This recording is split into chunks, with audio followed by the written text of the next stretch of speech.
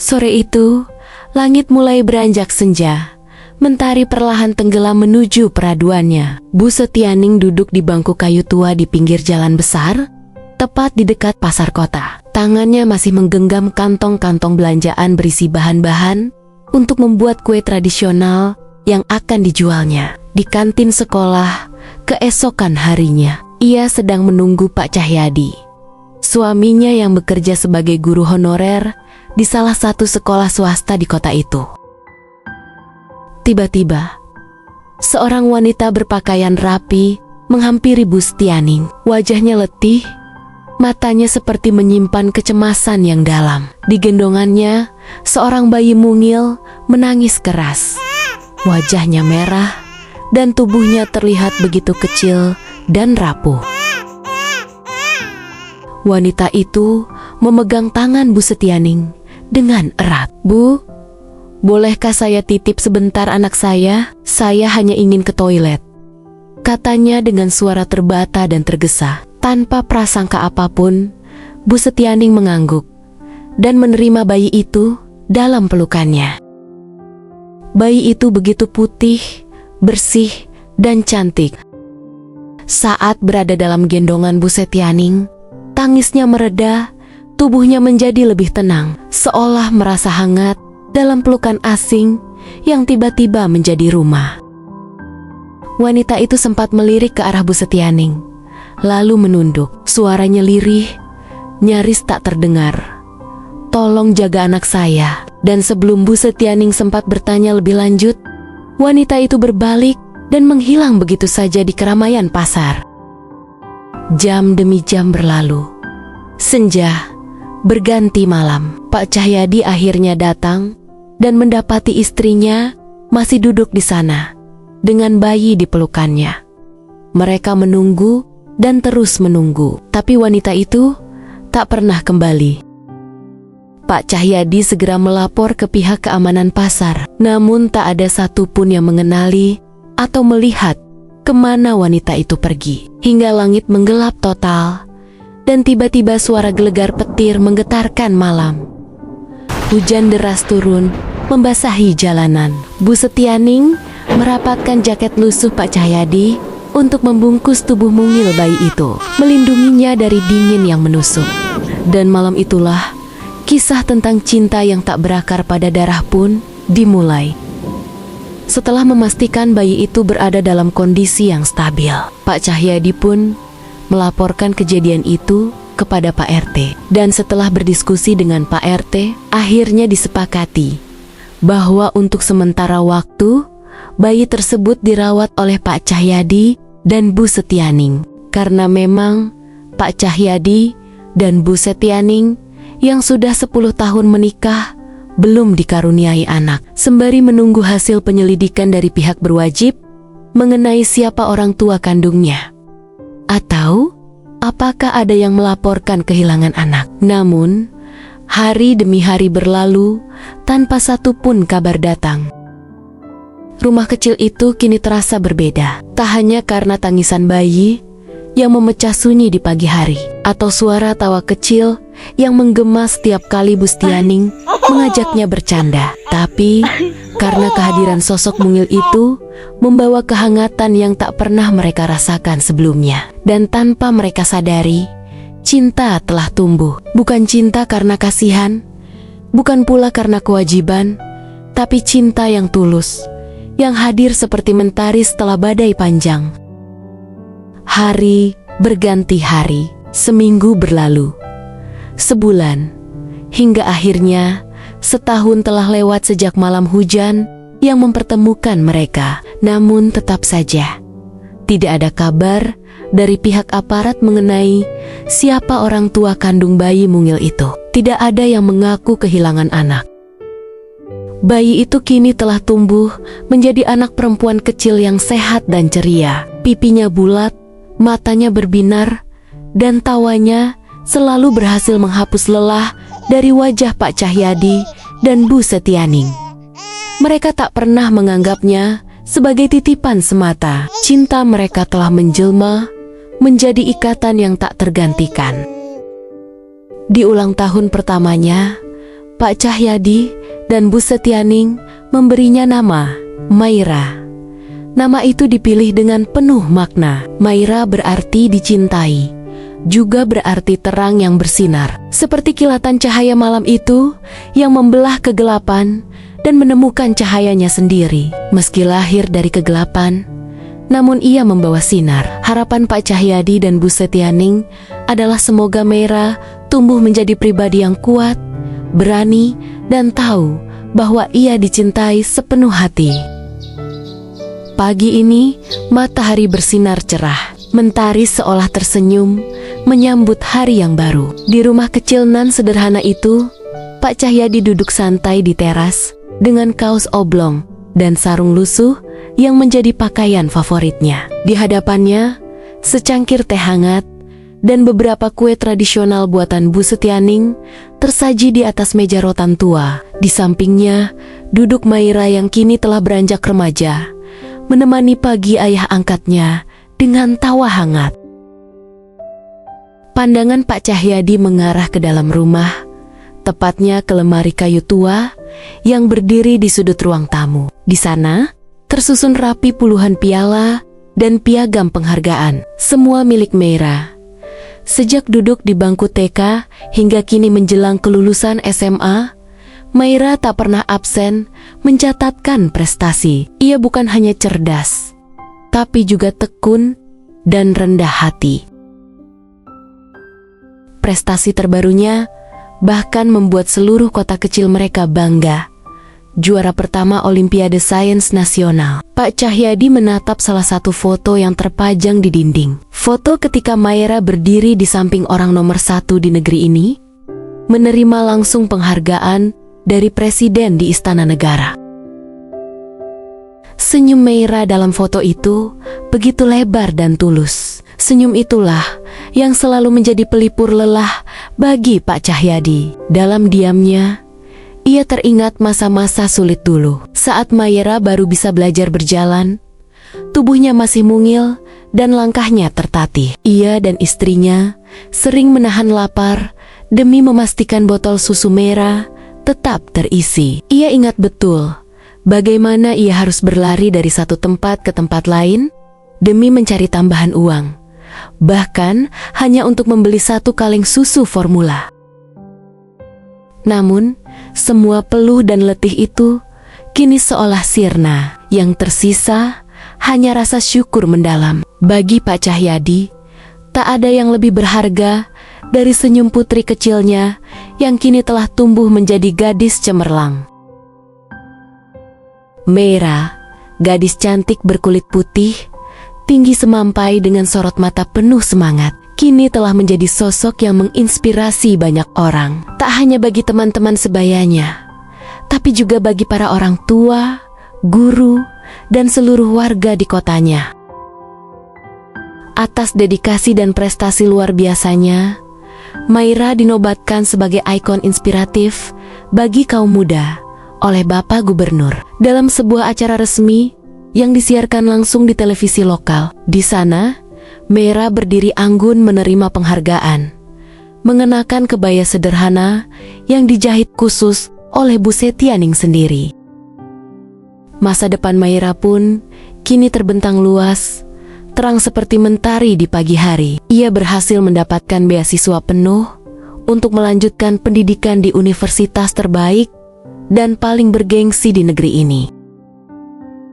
Lamunan nostalgia Pak Cahyadi sirna ketika suara deru mobil terdengar memasuki halaman depan. Mobil hitam mengkilap berhenti tepat di depan rumah mereka yang sederhana. Tak lama, suara ketukan keras menggema dari arah pintu depan, memecah suasana damai pagi itu.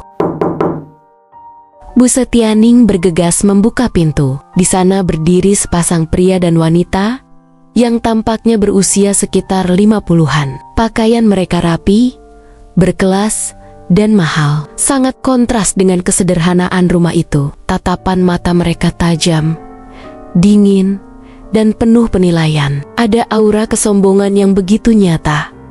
Seakan-akan mereka tak sedang bertamu, tapi datang untuk menilai dan menghakimi. Namun, sesuatu yang aneh terjadi. Saat pandangan Bu Setianing dan wanita itu bertemu, waktu seolah berhenti sesaat. Ada keterkejutan yang melintas di wajah masing-masing. Tatapan perempuan itu sempat membeku, lalu cepat-cepat dialihkan. Matanya menunduk dan jemarinya mengepal di sisi tubuhnya, seperti menyembunyikan kegugupan atau mungkin rasa bersalah. Bu Setianing berdiri terpaku. Ia menatap lebih seksama, mencoba mengais kembali ingatannya. Wajah itu ada sesuatu yang familiar, sebuah bayangan samar dalam pikirannya, berusaha menembus kabut waktu. Tapi semuanya masih buram. Mungkin karena sudah terlalu lama, atau mungkin karena ia sendiri terlalu ingin melupakan peristiwa sore itu. Dengan suara pelan namun sopan, Bu Setianing mempersilahkan mereka masuk. Ia berbalik ke dapur untuk menyiapkan teh hangat dan beberapa kue tradisional yang tadi dibuat bersama Maira. Tapi dadanya sesak. Ada firasat tak enak yang menari-nari di benaknya. Pak Cahyadi pun menyusul, berusaha menyambut mereka dengan ramah. Namun, ketika ia mengulurkan tangan untuk bersalaman, pria itu malah melemparkan setumpuk kertas ke atas meja tanpa sepatah kata pun. Kertas-kertas itu berserakan, ada sekitar 5 lembar, terlipat rapi namun terasa berat. Pak Cahyadi mengambilnya satu persatu dan mulai membaca. Wajahnya yang tadinya tenang perlahan berubah. Dahi berkerut, tangan mulai gemetar. Mata Pak Cahyadi menajam, napasnya tertahan, dan rona wajahnya memerah. Seperti yang Bapak lihat, ucap pria itu dingin sambil menunjuk tumpukan kertas di meja. Itu hasil tes DNA antara saya dan Maira. Di situ tertulis dengan jelas bahwa Maira adalah anak kandung saya yang hilang 18 tahun lalu. Kata-kata itu meluncur begitu saja dari mulutnya. Sederhana, namun mengguncang hebat. Seperti batu besar yang menghantam keras dada Pak Cahyadi dan Bu Setianing. Bu Setianing menutup mulutnya. Tubuhnya goyah, wajahnya memucat, matanya membelalak, lalu mengabur oleh genangan air mata yang cepat memenuhi pelupuknya. Sosok wanita itu, wajahnya yang semula hanya bayangan samar, kini tampil dengan jelas dalam ingatan Bu Setianing. Dia wanita yang 18 tahun lalu datang dengan tergesa, menggenggam tangan Bu Setianing, menyerahkan bayi mungil dalam pelukannya, lalu pergi tanpa pernah kembali. Wanita yang ia tunggu hingga malam menjelang, hingga hari berganti, minggu berlalu, bahkan bulan pun terlewati. Namun wanita itu tak kunjung kembali. Tak satu pun jejaknya ditemukan. Tak ada yang mengenalnya. Tak ada yang mencari bayi mungil kala itu, seolah bayi itu tak ada harganya sama sekali. Dilahirkan dan dibuang. Dan kini, setelah semua tahun penuh perjuangan, setelah semua air mata dan cinta yang tercurah, mereka datang dengan kertas DNA di tangan dan sorot mata seakan mereka memiliki hak atas gadis bernama Maira. Pak Cahyadi menatap pria di depannya dengan wajah terkejut. Namun ia berusaha tetap tenang meski ada gemuruh di dadanya. Suaranya pelan namun tegas. "Dari mana Bapak tahu kalau Maira bukan anak kandung saya?" Suara Pak Cahyadi akhirnya keluar, pelan namun tegas. Pak Cahyadi memejamkan matanya. Dalam hatinya, kenangan hari itu kembali muncul. Hari di mana dia bersama sang istri berjuang berusaha menemukan kembali ibu kandung sang bayi. Dan hanya Pak RT yang tahu persis bagaimana bayi itu ditemukan. Mereka sepakat untuk tidak mengumumkan detail kejadian itu ke warga sekitar. Mereka ingin melindungi Maira. Mereka tak ingin ada bisik-bisik yang melukai hatinya. Tak ingin ada kata anak buangan melekat pada gadis kecil yang tumbuh dengan penuh cinta itu. Warga sekitar hanya tahu bahwa Pak Cahyadi dan Bu Setianing mengadopsi seorang bayi yang mereka temukan secara sah. Tak lebih, tak ada drama, Tak ada pertanyaan. Dan sejak kecil, Maira sendiri juga tahu bahwa orang tua yang membesarkannya bukanlah orang tua kandungnya. Tapi Bu Setianing dan Pak Cahyadi tidak pernah membiarkan kenyataan itu menjadi luka. Mereka menyampaikannya dengan lembut, perlahan, dengan cara yang penuh kejujuran dan kasih sayang. Bu Setianing menggigit bibirnya. Hatinya bergetar hebat. Ia menahan isak, namun dadanya terasa sesak, penuh amarah dan luka. Suara Bu Setianing akhirnya pecah, parau, dan penuh getir. Kenapa? Kenapa baru sekarang kalian muncul, dan sekarang kalian datang dengan kepala tegak, seperti tak pernah meninggalkannya? Pria itu, Pak Prambudi, duduk dengan tenang dan percaya diri di atas kursi rotan ruang tamu yang sederhana itu. Ia menyilangkan kakinya. Gerak-geriknya seperti seseorang yang merasa paling benar. Sambil menunjuk kertas di atas meja, suaranya terdengar dingin namun tajam. "Lihatlah halaman berikutnya," katanya sambil menyeringai tipis. Di sana jelas tertulis laporan kami ke pihak kepolisian. Laporan bahwa kalianlah yang mengambil anak itu dari kami. Dan kami baru berhasil menemukannya sekarang. Seperti petir di siang bolong. Kalimat itu adalah fitnah yang dilontarkan dengan sangat lancang. Di rumah yang dibangun dengan cinta dan perjuangan selama belasan tahun. Tubuh Bu Setianing sontak goyah. Wajahnya pucat pasi, matanya melebar penuh keterkejutan dan ketakutan. Nafasnya tercekat, tubuhnya hampir jatuh, namun sebuah tangan kecil yang hangat menopangnya.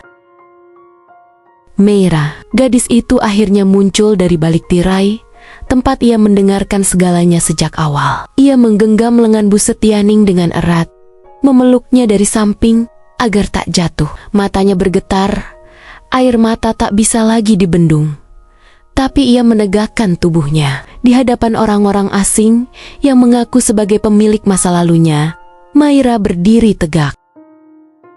Sementara itu, wanita yang sejak tadi hanya berdiri diam di samping Pak Prambudi akhirnya melirik ke arah Maira. Tatapan matanya berubah. Ada kejutan, kegugupan, dan untuk pertama kalinya, kerinduan yang jelas terlihat di sana. Matanya mulai berembun, namun ia menunduk, seolah menahan perasaan yang tak ingin terlihat. Maira menatap wanita itu lekat-lekat. Pandangannya tidak lembut, tapi mengisyaratkan luka yang sangat dalam tergambar jelas di sana. Luka dari pertanyaan yang tak pernah ia ajukan selama ini. Kenapa aku ditinggalkan? Namun, pandangan Maira segera bergeser. Di sebelah wanita itu, duduk seorang pria dengan sikap pongah, mengenakan setelan jas yang terlihat mahal. Sorot matanya tenang, tapi tajam dan penuh perhitungan. Mata Maira membelalak. Wajah itu, ia pernah melihatnya. Jelas, tegas, di poster besar yang dipasang di halaman sekolahnya saat acara donor darah dan penerimaan bantuan untuk pembangunan ruang PMR oleh seseorang yang bernama Pak Prambudi. Saat itu, semua siswa diminta ikut berpartisipasi. Maira, sebagai murid berprestasi, bahkan diminta menjadi ikon. Kini semuanya mulai masuk akal. Bukan sekedar kebetulan, bukan sekedar kegiatan sosial. Ternyata itu adalah bagian dari rencana besar, rencana busuk yang dibungkus rapi dalam kemasan amal dan sumbangan. Maira merasa perutnya mual. Sekujur tubuhnya seperti dirayapi dingin. Ini jelas jebakan. Pria itu meliriknya. Senyum tipis muncul di wajahnya, penuh kemenangan. Tapi kali ini Maira tidak menunduk. Ia menatap balik, matanya membara. Keheningan menyelimuti ruangan. Hanya suara jam tua di dinding yang terdengar berdetak. Pak Cahyadi menggenggam tangannya erat. Amarahnya nyaris meledak. Namun ia tahu, satu kata yang salah bisa membuat segalanya runtuh.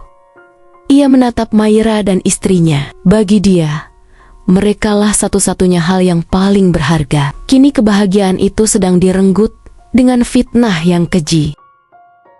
Pria itu tersenyum sinis. Senyum yang bukan sekedar senyum, tapi sebuah pukulan tak kasat mata yang menampar harga diri Pak Cahyadi dan Bu Setianing. Dengan tenang, ia kembali bersuara.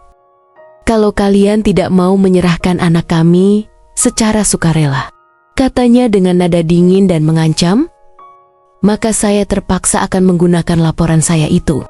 Ia menjeda sebentar, lalu berdiri. Gerakannya pelan, namun penuh tekanan. Dari dalam jasnya yang mahal, ia mengeluarkan selembar cek, kemudian melemparkannya ke atas meja kayu itu. Kertas itu melayang sebentar di udara, sebelum jatuh menimpa kertas-kertas lain. Angka yang tertera di sana bukan jumlah kecil.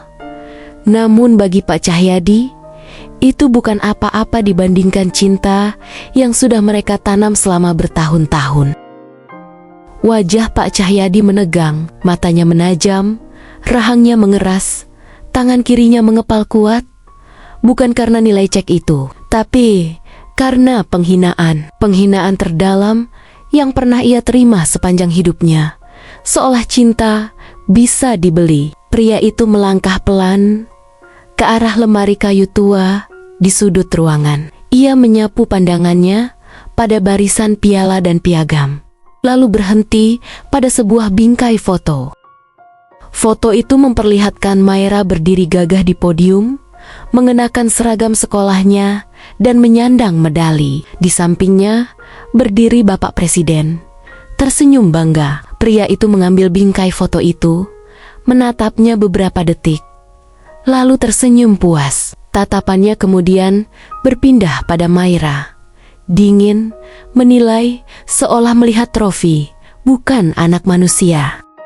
Dan tanpa sepatah kata pun, ia meletakkan foto itu kembali, membalikkan badan, lalu berjalan keluar begitu saja, meninggalkan Badai dalam diam. Wanita yang sejak tadi hanya mengikuti di belakangnya, berhenti sejenak di depan Maira. Tatapan mereka bertemu. Mata wanita itu berkaca-kaca. Ada ribuan kata yang tertahan di ujung lidahnya, tapi tak satu pun keluar. Ia hanya menatap Maira dengan sorot mata bersalah. Mata yang penuh luka, penuh kenangan, dan penuh ketakutan. Ia ingin bicara, namun takut pada jawabannya sendiri. Maira berdiri tegak. Ia tidak menangis, tidak juga bicara, tapi sorot matanya dalam dan tajam. Wanita itu akhirnya menunduk. Ia melangkah keluar, mengikuti pria itu yang kini sudah menyalakan mobil mewahnya. Hening. Rumah itu kembali sunyi, tapi badai telah mengguncang hati mereka semua. Sudah seminggu berlalu sejak kejadian itu, namun jejak kehadiran dua tamu asing itu masih terasa membekas di tiap sudut rumah. Rumah kecil yang biasanya dipenuhi canda tawa, kini diselimuti keheningan. Ada sesuatu yang hilang, kehangatan yang biasa mengalir lewat obrolan ringan, atau suara spatula yang membentur loyang, kini tergantikan oleh diam yang panjang dan berat.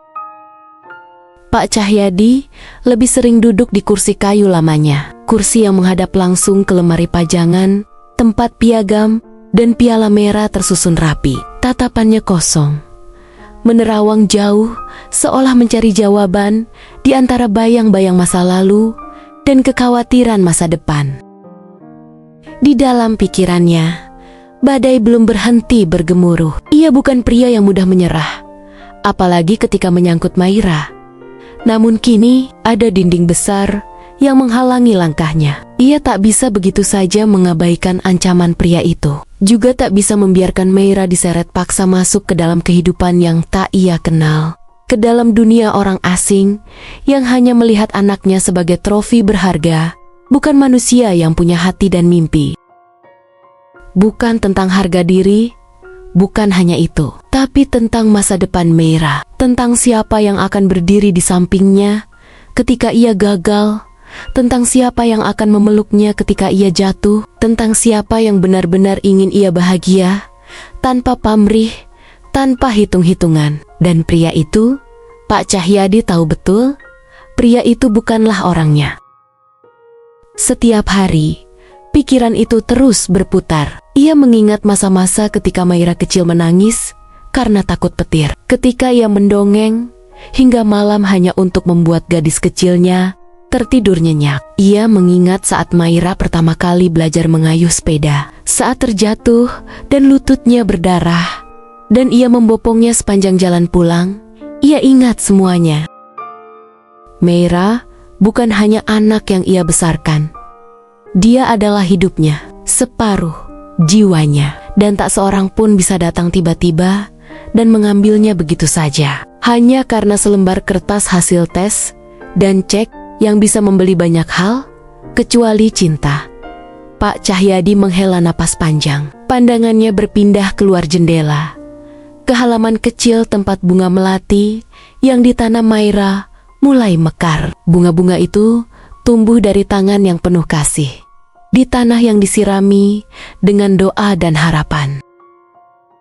Ketegangan yang belum sempat mereda di rumah itu, kini semakin merambat seperti kabut dingin yang merasuk ke tulang. Siang itu, suara ketukan di pintu memecah keheningan. Seorang pria tinggi, dengan jas rapi, berdiri kaku di ambang pintu. Wajahnya tanpa senyum, tanpa basa-basi. Tangannya menyodorkan sebuah amplop putih besar, hanya berkata, "Saya staf pribadi, Bapak Prambudi. Ini surat resmi dari beliau. Kami menunggu kehadiran Maira bulan depan."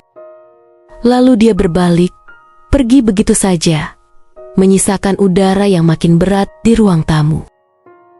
Pak Cahyadi, yang sejak kedatangan mereka selalu mencoba kuat, perlahan membuka amplop itu. Di dalamnya ada surat bernada perintah bahwa bulan depan Maira harus hadir di rumah keluarga besar Prambudi untuk diperkenalkan dalam konferensi pers sebagai anak kandung mereka. Dan jika tidak, laporan fitnah itu akan resmi dimasukkan ke kepolisian.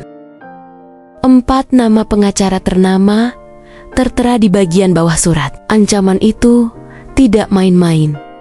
Pak Cahyadi mendadak lemas. Matanya tak lepas dari deretan nama itu. Berat, panjang, dan berbiaya mahal. Jelas, mereka bukan hanya mengejar Maira, tapi juga siap menghancurkan siapapun yang dianggap menghalangi. Ia terduduk di kursi rotan. Wajahnya tertutup kedua telapak tangannya. Kepalanya penuh, hatinya sesak. Ia tidak takut kehilangan segalanya, kecuali satu, Maira. Ia tak tahu lagi harus mulai dari mana untuk melindunginya. Dari balik pintu, Maira yang diam-diam memperhatikan semuanya hanya bisa menggenggam tangannya sendiri. Matanya mulai memerah, dadanya bergemuruh. Ancaman itu seperti api terakhir yang menyulut bara di dalam dirinya. Tapi kali ini bukan karena ketakutan, bukan juga karena luka, melainkan karena satu tekad bahwa ia harus menghentikan ini semua. Bukan hanya untuk dirinya, tapi untuk Pak Cahyadi dan Bu Setianing, orang-orang yang mencintainya tanpa pernah meminta balasan.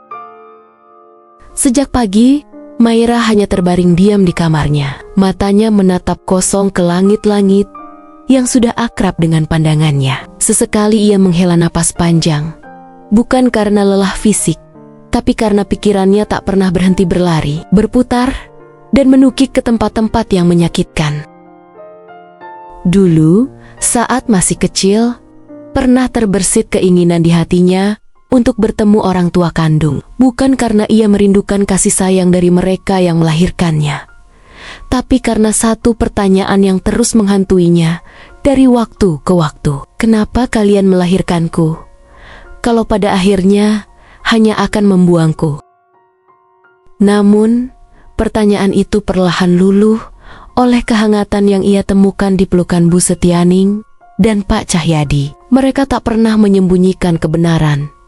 Sebaliknya, mereka menyampaikannya dengan jujur dan lembut. Mereka selalu menekankan bahwa Maira bukanlah anak yang dibuang, tapi anak yang dihadiahkan Tuhan kepada mereka. Sebuah kejutan terindah dalam hidup yang penuh keterbatasan namun tak pernah kekurangan cinta. Sekarang, setelah 18 tahun, dua sosok asing itu datang.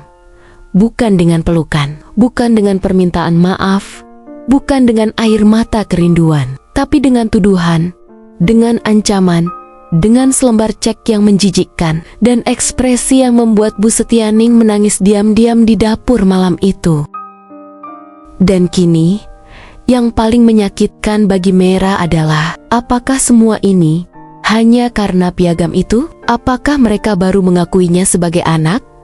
Karena nama Meira kini dikenal? Karena prestasinya kini bersinar terang dan bisa dipamerkan? Tiba-tiba, suara notifikasi dari ponsel membuyarkan lamunannya. Meira menoleh perlahan. Di layar, sebuah pesan masuk dari nomor tak dikenal. Ia membuka pesan itu dengan jantung berdegup pelan tapi berat. Pesannya singkat. Maira, ini Mama. Boleh kita bertemu? Hanya kita berdua saja. Ada hal yang harus kamu dengar langsung dariku. Tolong beri kesempatan sekali ini saja. Maira terdiam lama. Jari-jarinya menggenggam erat ponsel itu. Matanya menatap pesan itu tanpa berkedip. Hatinya bergolak antara ingin tahu dan enggan membuka luka yang lebih dalam. Ia tidak tahu apakah ini awal dari jawaban atau awal dari kekecewaan yang lebih pahit. Awan-awan kelabu menggantung rendah, menutupi sebagian besar cahaya mentari. Udara terasa berat, seperti turut merasakan gundah yang memenuhi hati Maira. Di ruang tamu rumah kecil itu, Maira berdiri mengenakan jaket tipis berwarna abu dan sepatu kets putih kesayangannya. Rambutnya dikuncir rapi dan wajahnya tampak lebih dewasa dari biasanya. Karena hari ini bukan hari biasa. Hari ini ia akan menghadapi sesuatu yang tak pernah ia bayangkan sejak dulu. Saat hendak keluar, di depan pintu, ia menemukan Bu Setianing dan Pak Cahyadi duduk di bangku rotan tua yang biasa mereka gunakan untuk menikmati teh pagi. Namun pagi ini, tak ada teh di tangan mereka. Hanya diam dan tatapan kosong ke halaman. Maira melangkah mendekat. Ia membungkuk, lalu mencium tangan Bu Setianing dengan hangat. Ibu, Meira, pergi dulu ya, nanti pasti pulang lagi. Jadi jangan dikunci ya pintunya, ucapnya dengan senyum kecil dan nada bergurau, mencoba mencairkan suasana yang terlalu tegang untuk pagi yang belum lama dimulai. Bu Setianing hanya mengangguk pelan, tapi seketika air matanya jatuh tanpa bisa dicegah. Cepat-cepat ia mengusapnya, menyembunyikan dengan senyuman yang dipaksakan agar Maira tak perlu khawatir. Maira tersenyum lemah, tapi hatinya ngilu, seolah bagian dari dirinya tertinggal di pangkuan ibunya. Pak Cahyadi berdiri dan menepuk pelan pundak Maira. Seperti biasa, hangat dan penuh keyakinan.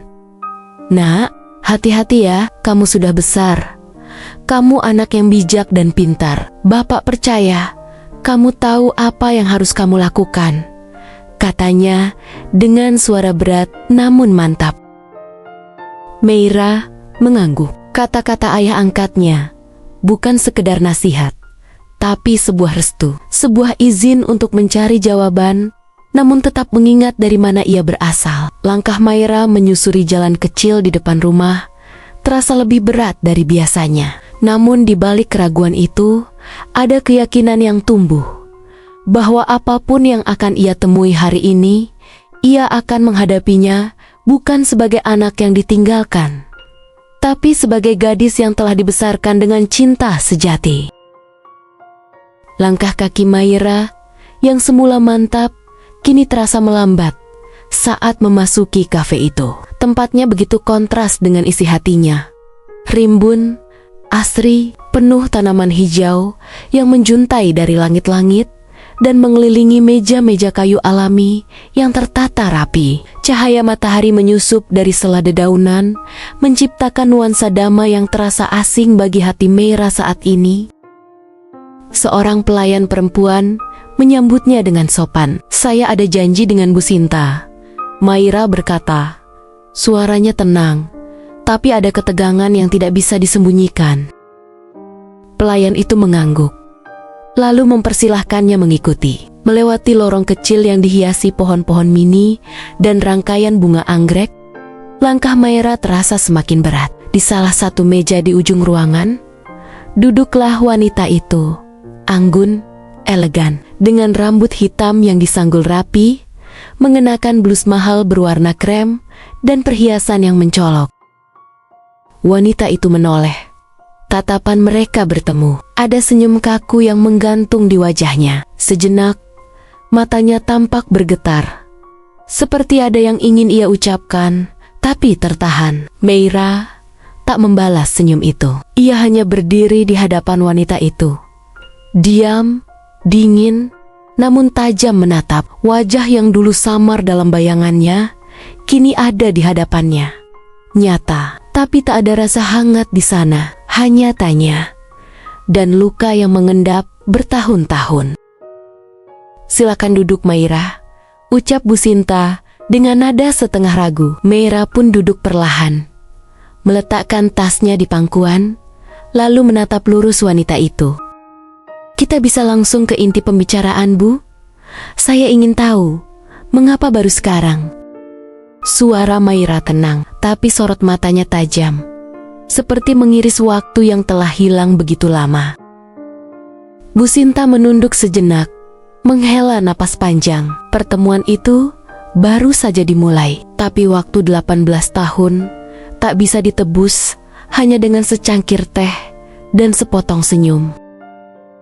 Dia pun mulai bercerita. Suaranya tenang, namun ada getaran samar yang sesekali menyusup di sela kalimatnya. "Waktu itu, aku tak punya pilihan. Kamu adalah anak perempuan ketiga, dan itu tidak sesuai dengan harapan keluarga besar kami. Kami butuh anak laki-laki, seseorang yang bisa meneruskan nama besar dan kedudukan ayahmu." Maira menunduk sejenak, lalu mengangkat wajahnya pelan. Senyum tipis muncul di bibirnya. Bukan senyum bahagia, tapi semacam pemahaman getir. Matanya yang sejak tadi tajam, kini makin menajam. "Oh," jawab Maira asal, menahan rasa yang berkecamuk di hatinya. Bu Santi hanya menatap meja, seperti takut menatap mata Maira yang kini seperti cermin luka masa lalu yang tak bisa disangkal. "Tapi lihatlah sekarang," lanjutnya, mencoba terdengar positif. "Semua sudah berubah. Keluarga besar kami sangat senang mendengar kabar tentangmu. Seorang gadis muda yang berhasil menang lomba sains tingkat nasional. Mereka bangga. Mereka siap menerimamu sekarang, Maira. Mereka ingin kau kembali. Kita bisa menguliahkanmu, bahkan ke luar negeri. Kau bisa punya apapun yang kau mau." Maira terkekeh. Suaranya lirih, namun penuh sindiran. "Begitu ya?" Tangan Maira terkepal di atas pahanya. Kepalanya mengangguk pelan, seolah mencerna sesuatu yang menjijikkan, namun sudah terlalu familiar dari dunia orang dewasa. Lalu Bu Santi berkata, dengan mata berbinar, "Ayahmu, Pak Pramudi, akan maju dalam pemilihan gubernur tahun depan. Kalau kau tampil bersamanya, Maira, sebagai anak kandung yang telah ditemukan kembali, itu akan mengangkat popularitasnya. Dan itu akan berperan besar untuk meraih suara terbesar dalam kontestasi ini." Kekehan Maira terhenti. Napasnya mendadak berat. Ia menatap Bu Santi. Lurus-lurus, wajahnya datar, tapi matanya gelap. Sangat gelap, seperti malam yang kehilangan bintang. "Jadi itu tujuan kalian sebenarnya?" Suara Maira kini dingin. "Aku hanya alat kampanye." Bu Santi mencoba mengelak. "Tidak begitu maksud ibu. Jangan sebutkan namaku lagi." Kata-kata itu meluncur seperti pisau. Maira berdiri. Ia mengambil napas dalam. "Kalian membuangku 18 tahun lalu hanya karena aku lahir sebagai perempuan. Kalian baru mengakuiku sekarang. karena aku bisa mendatangkan suara dalam pemilu.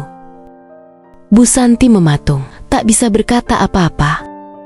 Tapi aku bersyukur, lanjut Meira dengan mata berkaca-kaca namun tetap teguh. Karena saat kalian memilih membuangku, Tuhan memilih memberiku dua orang yang luar biasa, yaitu Pak Cahyadi dan Bu Setianing. Aku tidak butuh dunia kalian.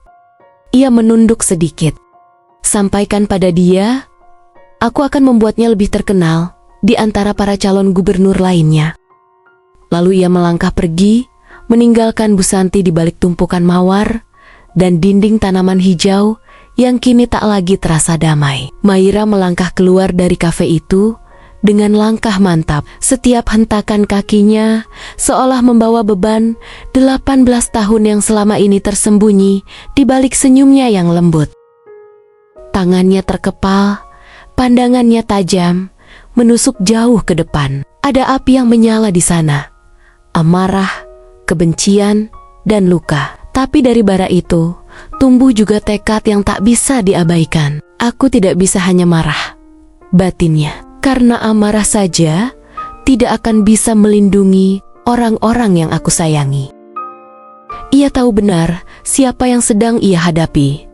Seorang pria dengan kekuasaan, kekayaan, dan pengaruh. Orang yang tak ragu menjadikan anaknya sendiri sebagai alat kampanye. Dan Meira juga tahu satu hal lagi. Jika ia melawan secara langsung, yang akan menderita bukan hanya dirinya, tapi juga Pak Cahyadi dan Bu Setianing. Langkah Maira melambat. Ia berhenti sejenak di pinggir trotoar, melihat bayangannya sendiri di kaca etalase toko. Lalu, untuk pertama kalinya, ia tersenyum. Bukan senyum bahagia, tapi senyum yang pelan, dingin, dan penuh perhitungan. Kalau dia ingin bermain kotor, maka aku akan belajar main lebih licik darinya. Wajahnya terlihat tenang, tapi matanya menyimpan badai.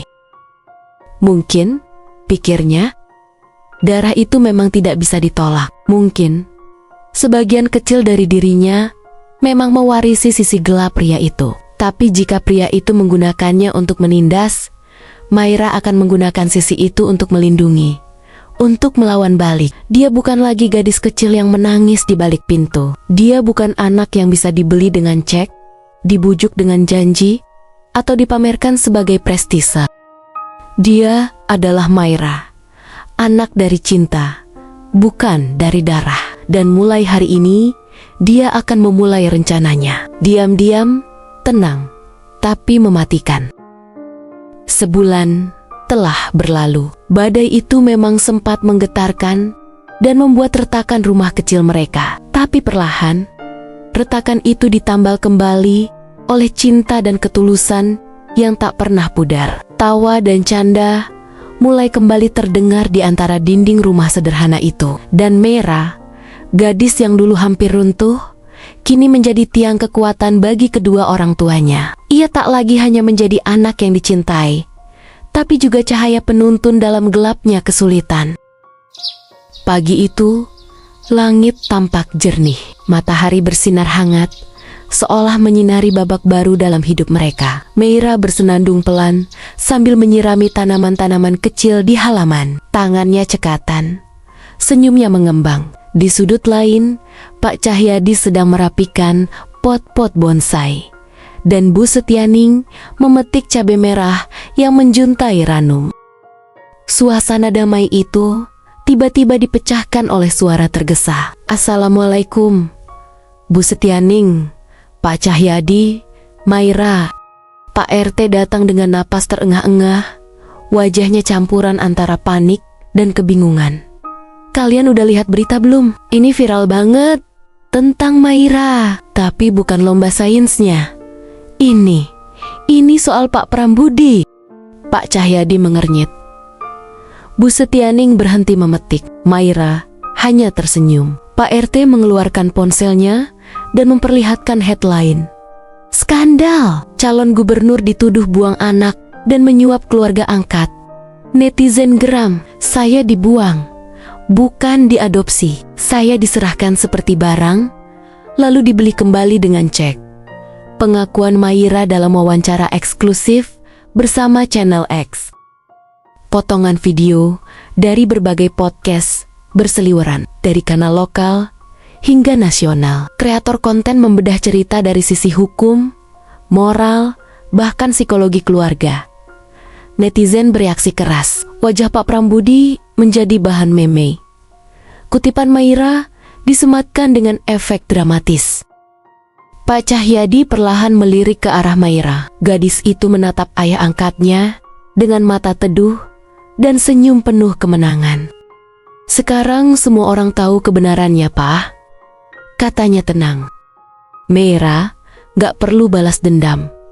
Cukup kebenaran yang bicara." Bu Setianing tak mampu menahan harunya. Ia berjalan memeluk Maira. Pak Cahyadi mengangguk pelan, matanya basah. Pak RT terdiam sesaat, lalu berdeham. "Wah, jadi ini toh alasan kamu akhir-akhir ini sering keluar rumah diam-diam, ya?" Maira hanya tertawa kecil. "Maaf ya Pak, Bu, Maira harus pastikan kalau yang salah tetap salah, tapi nggak semua orang harus terluka karenanya." Untuk pertama kalinya, Pak Cahyadi benar-benar tersenyum lepas. "Kamu memang anak kami dari dulu sampai kapanpun." Selesai.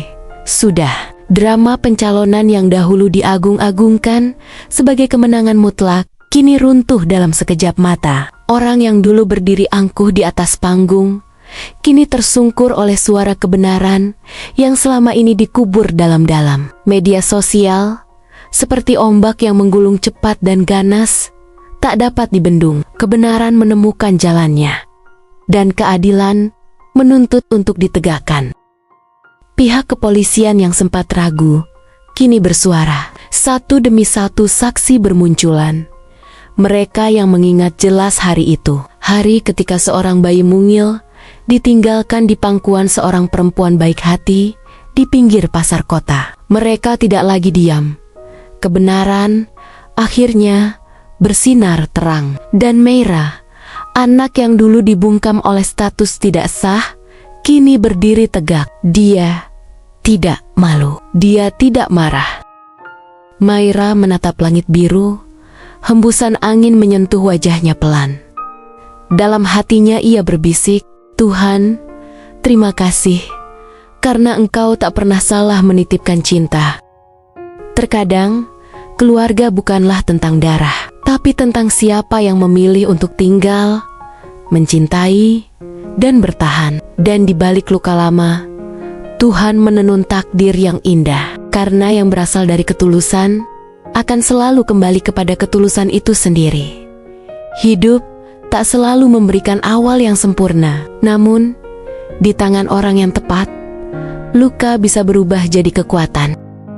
Terima kasih sudah mendengarkan sampai selesai, dan sampai jumpa lagi.